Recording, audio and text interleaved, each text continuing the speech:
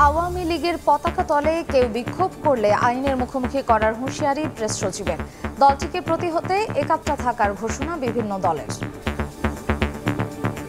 আওয়ামী লীগের top leadership July হত্যাকাণ্ডের সাথে জড়িত।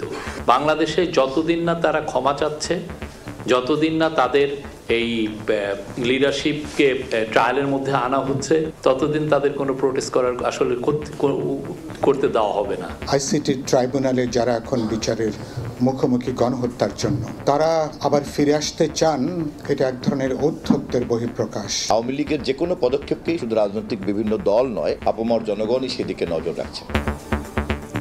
অন্তর্বর্তী সরকারকে সঠিক পথে আনতে আন্দোলনের ইঙ্গিত বিএনপি নেতাদের। আমাদেরকে সড়কে আন্দোলনও করতে হতে পারে সরকারকে সঠিক রাস্তায় নিয়ে আসার জন্য। বিএনপির বিরুদ্ধে বিভিন্ন মহল বিভিন্নভাবে কিন্তু তৈরি হচ্ছে প্রোপাগান্ডা ছড়াতে। দেখছিলেন প্রধান শিরোনাম। সন্ধ্যার সময় সঙ্গে আছি আমি মার্জিয়া শ্রেয়া। এবারে অন্যান্য শীর্ষ সংবাদ।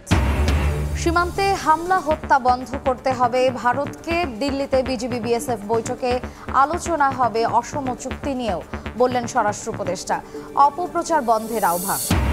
পুতুলের সূচনা ফাউন্ডেশনের খোঁজে দুদকের একাধিক অভিযান, মেলেনি অস্তিত্ব। সাবেক এমপি শম্ভু ও প্রতিমন্ত্রী ওয়াদুদের বিরুদ্ধে মামলা। ইজতেমার ময়দানে এবার প্রতিটি খিত্তায় থাকবে সাদা পোশাকে পুলিশ। ড্রোন ক্যামেরায় পর্যবেক্ষণ সহ 5 স্তরের নিরাপত্তা ব্যবস্থা। মাঠ পরিদর্শন করে জানালেন আইজিপি। এবং কালোবাজারের কবজায় প্রাথমিক ও মাধ্যমিকের পাঠ্য বই, পাণ্ডুলিপি ছাপিয়ে নীলক্ষেতে দোকানে বিক্রি। অসাধু প্রেস মালিকদের দুষছে এনসিটিভি, দ্রুত সরবরাহের তাগিদ।